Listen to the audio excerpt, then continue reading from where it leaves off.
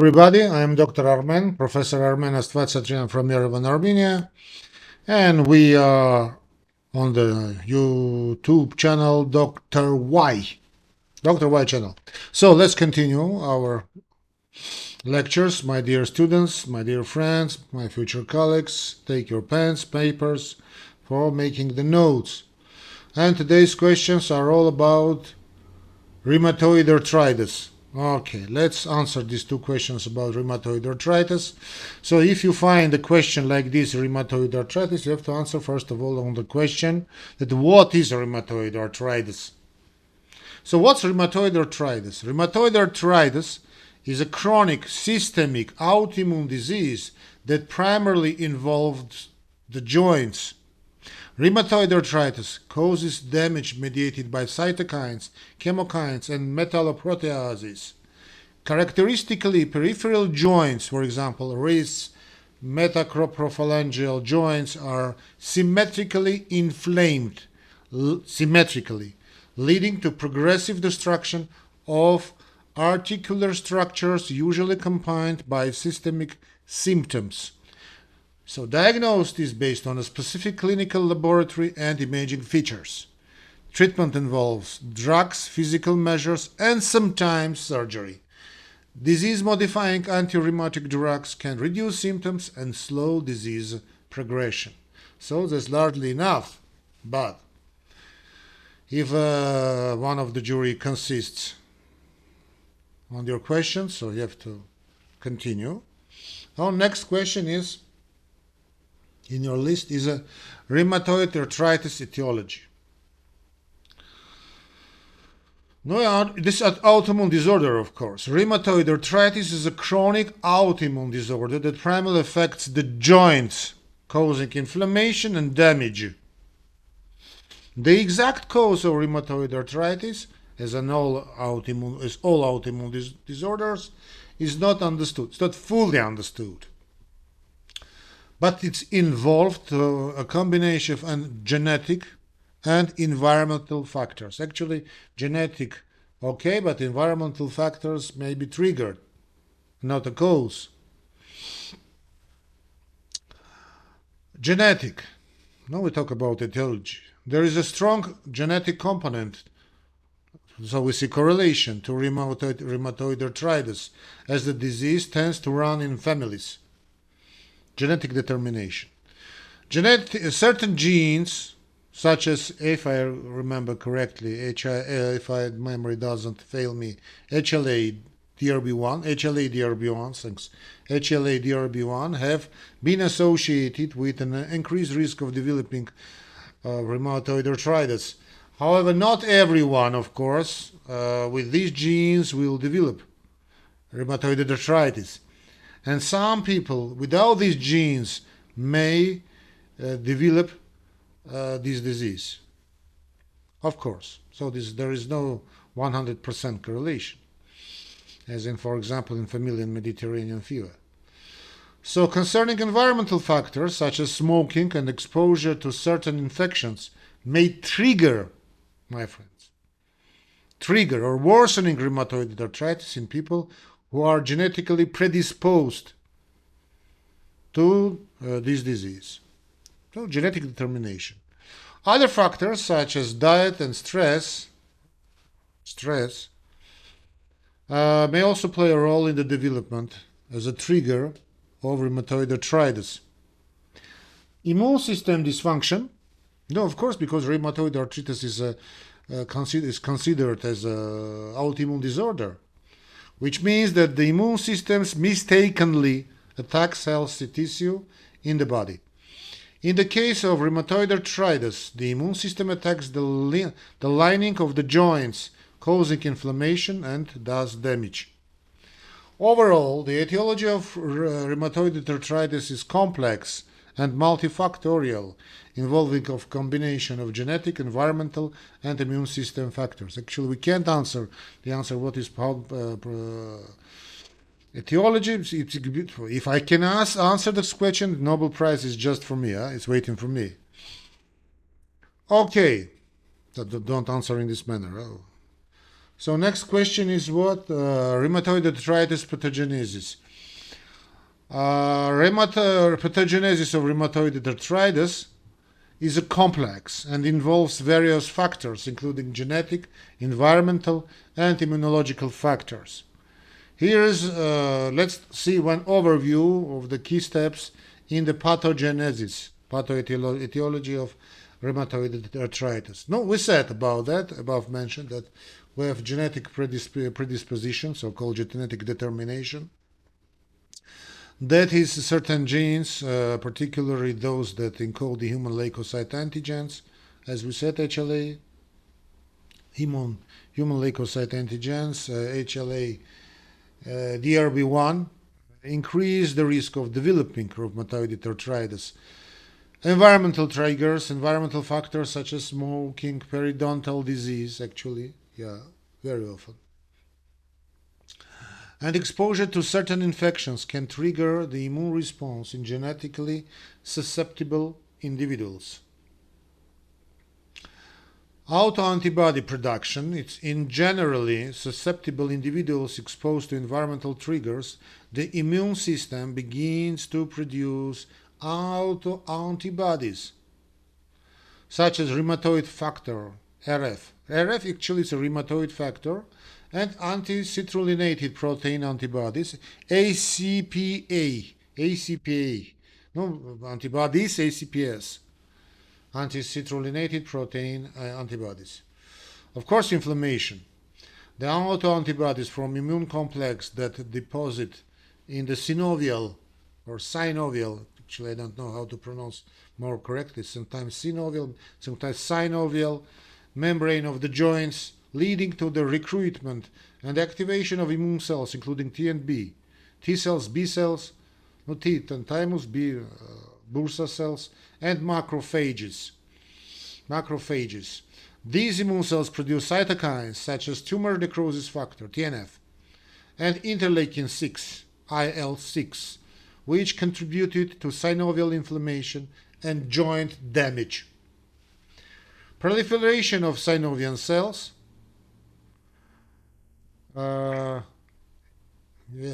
proliferation of synovial cells in response to the inflammation.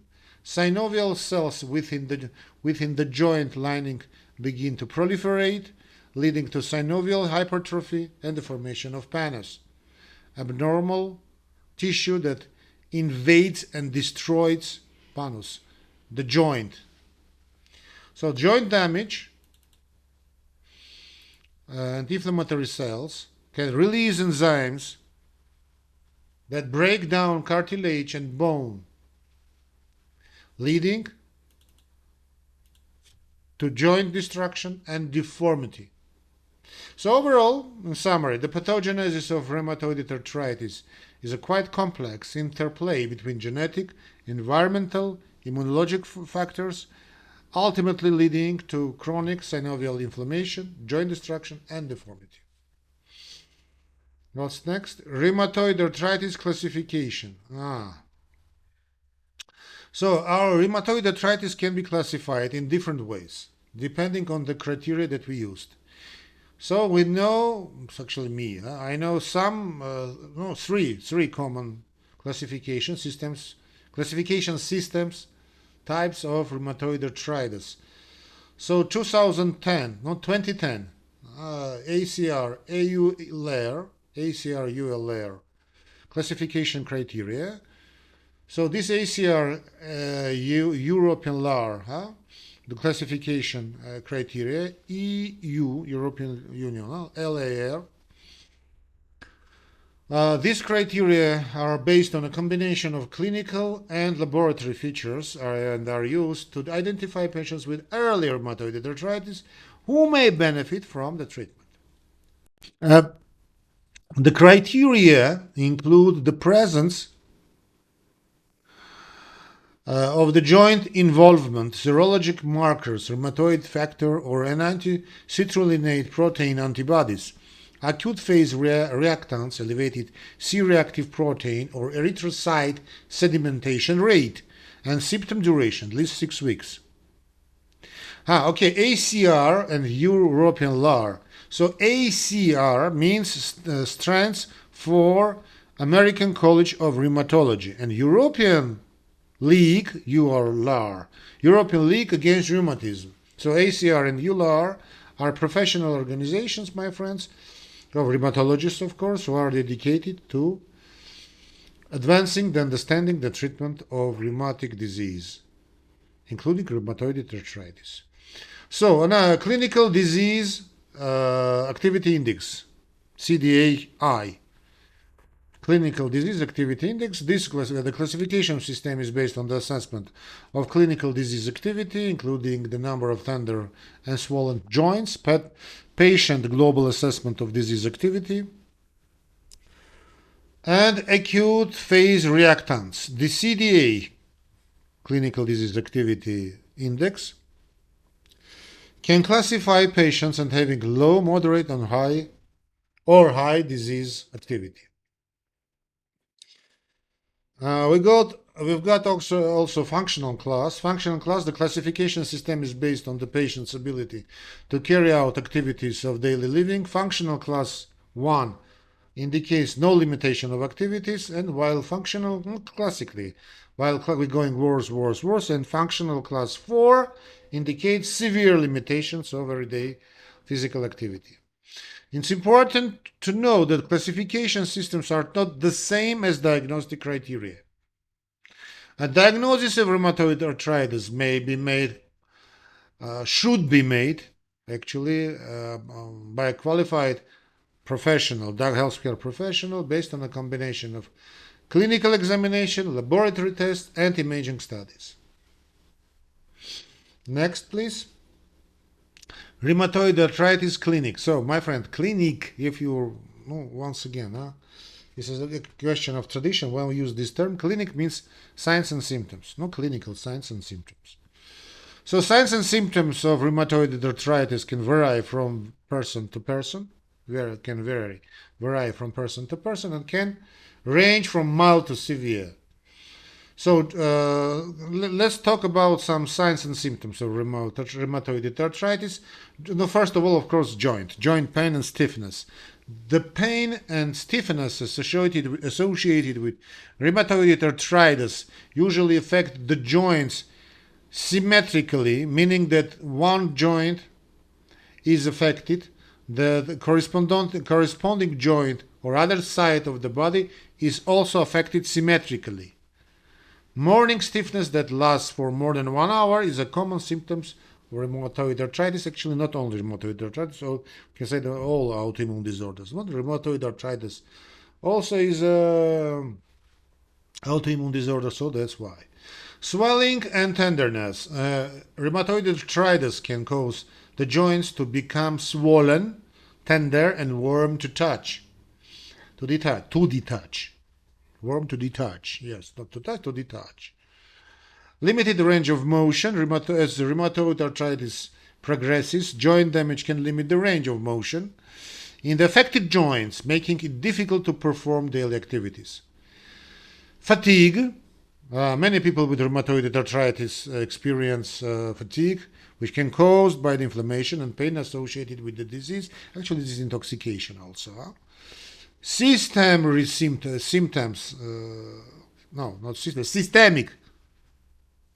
response or systemic symptoms of autoimmunity. Rheumatoid arthritis can also cause systemic symptoms such as fever, weight loss, and anemia. Rheumatoid nodules. In some cases, people with rheumatoid arthritis may develop small, firm lumps called rheumatoid nodules under the skin, usually near the joints.